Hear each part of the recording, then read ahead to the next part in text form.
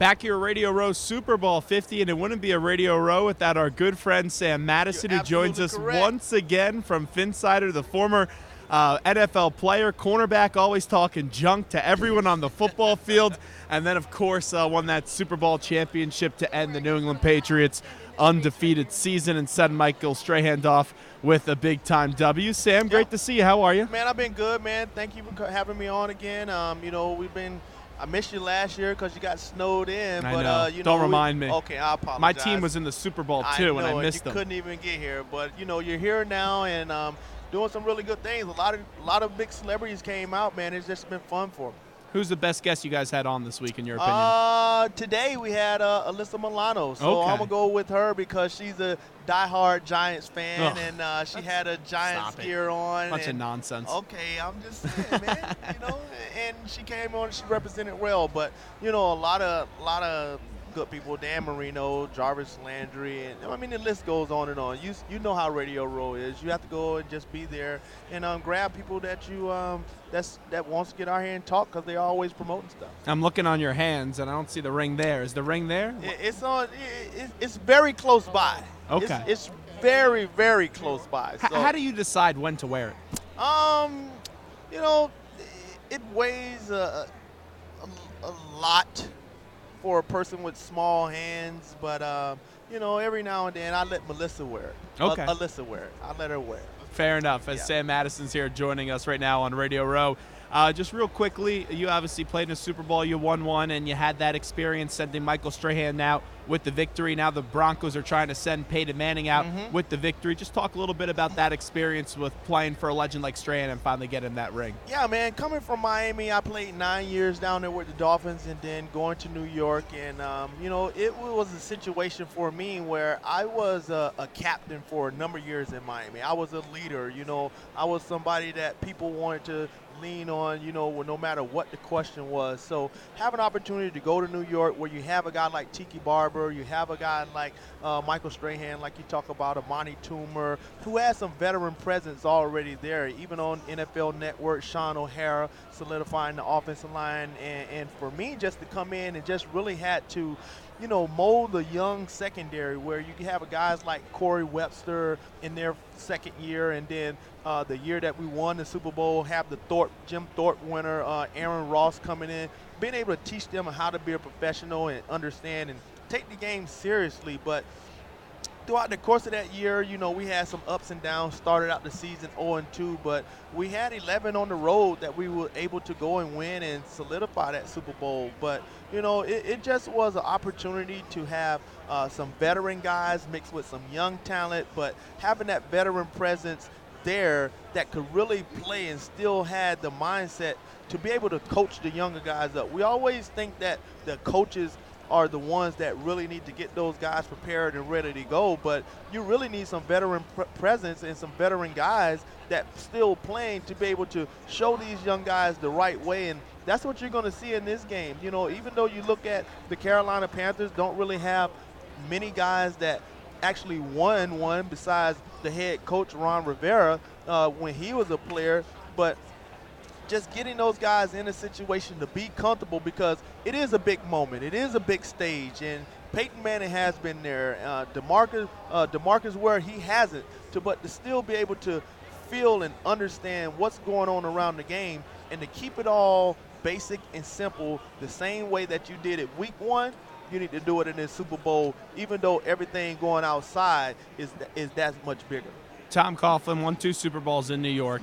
When you heard the news that he was not being brought back as the head coach of the Giants, your reaction was? Hurt, because when you play for a guy, you understand the ins and the outs of everything that he does and to get those players prepared, and his mindset of how he goes about his business and making sure that the team is ready to go.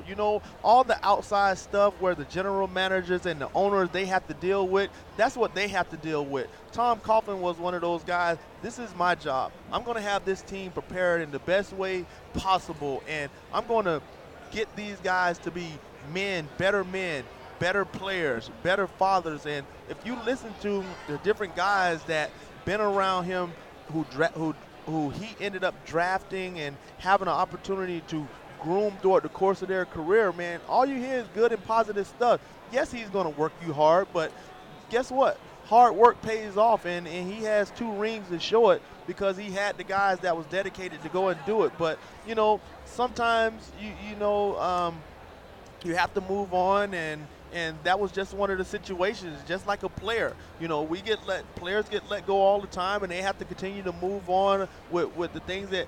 But Tom Coughlin will be okay. He does a lot of great stuff in the community, and he still has a lot of players that definitely has earned his respect, and he's earned theirs as well. So he'll be okay because I know inside he's a football coach. He's a football guy, and he loves being around football, and that was the hardest part because he still had the dedication to be out there for 17 weeks, training camps, quarterback schools, OTAs, going through the combine and the situation and the way that he's done it for a number of years, but it's still always tough when you lose one of yours. We're broadcasting back in Philadelphia on WHIP radio, and this year one of those transitions was DeMarco Murray went from a Cowboy to a Philadelphia Eagle.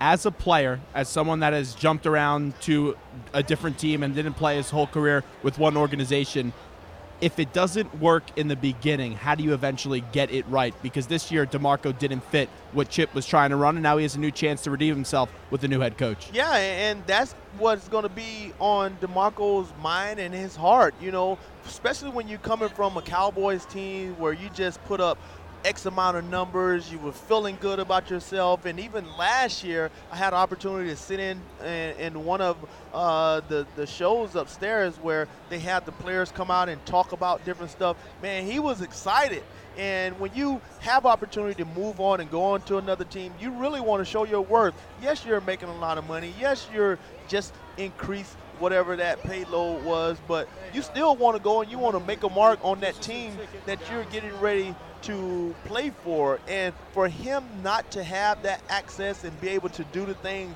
in his mind, in his heart that he wanted to do, it hurts sometimes, but sometimes you get another chance. And right now, Chip Kelly, he's gone somewhere else, and somebody else is going to come in, and guess what? He's going to have to prove his worth with the new coach, and guess what? It's wide open again for him, and he'll be able to get back on the track. But this is what sometimes a lot of players don't understand about when you move from one place to the next. Sometimes that scheme doesn't really fit you. And that scheme Chip Kelly was running, it did not fit DeMarco Murray. DeMarco Murray is give me the ball, give me one cut, high formation, and go. I'm going to be gone. And Chip Kelly is a team that uses 53.5 yards of the football field and then from 0 to 25 yards, where DeMarco Murray is give me this 17 to 18 yard span from left to right, and let me get downhill and let me do what I do. But still you have injuries that could have played a factor in. You don't have a passing game to stretch the football field, and guess what? People load up the box, and they know that you are not a guy that can run lateral. You're a downhill player. So guess what? You just load the box up on him, and you make him go side to side, and you get him down. Were you surprised when Tom Coughlin interviewed for the Eagles job? No. Because it's a business. It's a business, and you go where somebody eventually wants you, and they know exactly what you can bring because they saw him, and they understood from day one because we had to play him twice, even 3 times, sometimes a year, and they understand how he got those players to perform. Because before Tom Coughlin came, there were some players already on that roster that had already played the Philadelphia Eagles year in and year out. Tom Coughlin was able to change those specific players and to get them to be able to perform against the Philadelphia Eagles as well as the other teams in the division. So to see him go and interview for that job, no, it's no surprise at all. We're spending a few more minutes with Sam Madison, who joins us right now on Radio Row. Josh Norman talks a lot of smack, but he backs it up. That exchange between him and Odell Beckham this year was just something very interesting, and he got clearly under Odell's skin. What impresses you the most as a guy that has the instincts of a corner when you look at a player like Josh Norman? Well, Josh Norman, man, he's a product of a really, really good defense and a person that, like you saying, that can talk a lot of trash but yet still back it up, man. So when you look at teams and you look at players, you look at the people that's around them. And, you know, he has a really good linebacking core. And for me, I had a really good linebacking core with Zach Thomas. I had a really good linebacking core with Jason Taylor. And you go to the Giants, Michael Strahan and Osi Umenyora, and yet still Antonio Pierce in the middle. So for me, I knew I just had to do my job on the back end, which was cover, making sure that I was able to get that ball turned back inside because of the way that I knew my defense always flowed to the football. And that's what he's doing. He has finally found out, because you go back, you look at the previous year, he was barely playing. But they were able to put everything together. Everybody understand that it's not about one person. You have to play within the scheme of the defense, utilize those other 10 guys. And he's finally figured it out, and he's made a big play capability for that football team, and he's turned the ball back over for him. So am I surprised that he has made this big jump? No. When you have 10 guys that's dedicated to playing together, and then you have an offense that can move the ball, running the ball and putting the ball up in the air, it's all about team. What's the worst thing you've ever said to an opposing player? Because I know you offensive linemen and corners, those two positions especially like to talk a lot of junk. Oh, man, it's like, for example, I'm a wide receiver. I line up at you at a line of scrimmage. I say to you, I'm going to burn your butt, and I'm going to take it deep. What do you respond back to me with? Well, you know, right now, it's not in my heart. It's not in my heart right now. Oh, come on. Once a trash talker, always a trash talker. I've turned that switch off right now, and you know, I would pretty much give you any and everything to try to get you off your game, and that's what people can't really, and what they really hate about Richard Sherman. And you talk about Carolina's corner, again, Josh Norman. Listen, whatever I can say or do to you, which is within the confinements of the game, I'm going to do to try to get you thrown off. Because if I have you thinking about me versus what you're supposed to do in that specific play, I've won half the battle. So, and now I'm going to be physical with you, and you know that I'm going to be physical with you, and you're a top player, and the rest of my secondary, they're coming to try to hit you as well. You're out of your game, and that gives me that advantage. So it's just going to be fun. It's always fun. And Anquan Bolden, I saw him. Steve Smith. Listen, Steve Smith. Oh, he talks a lot of junk. Steve Smith and Sam Madison, we had some really, really good epic battles. But I saw Steve Smith today. And guess what? Respect. It's respect, because you knew it's part of the game. It's part of the game. I'm going to get your best. He's going to get my best. And let's go out here and sit and let the best man win. And then by the time the game is over, man, we can let it all go by the wayside, and then we can go and be alumni buddies after that. Who's the best receiver you ever went up against? Randy Moss, hands down. Take the ball deep, take the top off the defense. Take the top off the defense. He had really long arms. You know, so for me, which was a 98% press corner, and for Randy, who was a guy that's always was the X who was on the ball. And first, the man that throws the first punch always win in any fight. And because he had such long arms, when he comes off the ball and I'm trying to get my hands on it and his arms are extra longer than mine, and he pushes you in your chest, and now he grabs your shirt, and he's faster than you, and you know that Dante Culpepper can throw the ball 100 yards, and Randy Moss says, nobody can out-throw me, and we rarely saw Dante Culpepper or Tom Brady, you know, once he went to New England, overthrow Randy Moss, besides the one ball that he threw. Stop it. Okay, sorry about that. I know. But, were you at all surprised when you beat the Patriots? Because I know you go into every game thinking you could win. No, but not at all. There was no surprise factor. No surprise, because Week 17 close game. You're right. And what I was about to finish, I wasn't going to the Super Bowl 42. I was going to talk about that Week 17 game. Oh, that's right.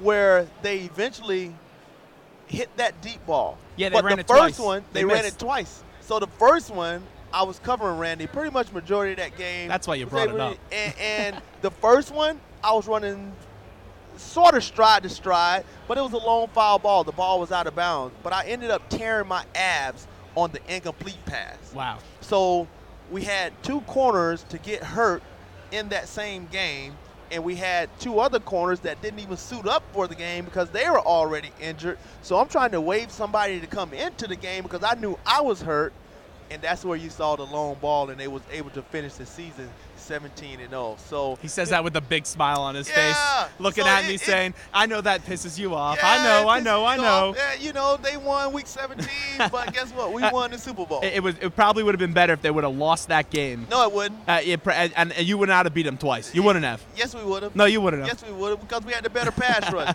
As you saw, it's the only way you beat Brady. As you see, the last game of this year, where I think where the New England Patriots should have been in the Super Bowl, they lost to the Dolphins week 17 in Miami, and guess what? Cost them the bye. It cost them the bye because that Dolphins defense once again got Tom Brady off the spot, got him a little bit rattled, and the Miami Dolphins offense, they didn't turn the ball over. Last one before we let you run. Are the Dolphins moving in the right direction with the new coach they hired? Listen, we've been out here since Monday. We went to opening night, had opportunity to sit out there and talk to a lot of the defense Bronco players.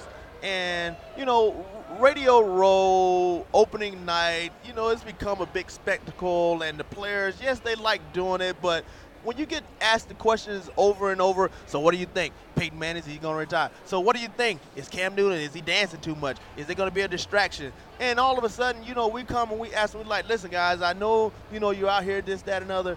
I want to ask you about a coach that you had. Let me ask you about Adam Gase. And every single time, we asked about 6 or 7 players, and they just lit up, and they stood up, and they was engaged. They was like, listen, man, one of the most prepared guys there is. He's always going to work hard. He's going to get the quarterback.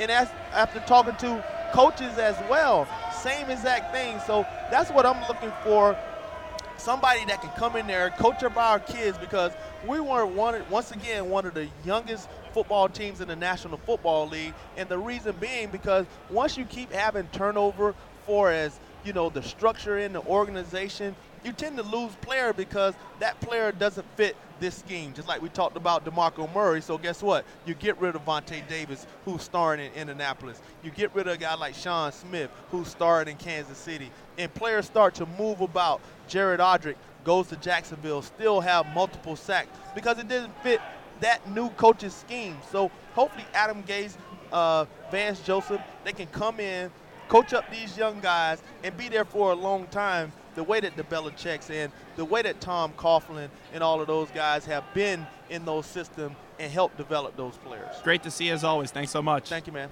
There's Sam Madison joining us live on Radio Row. We'll take a quick break, and we'll be back right after these short messages.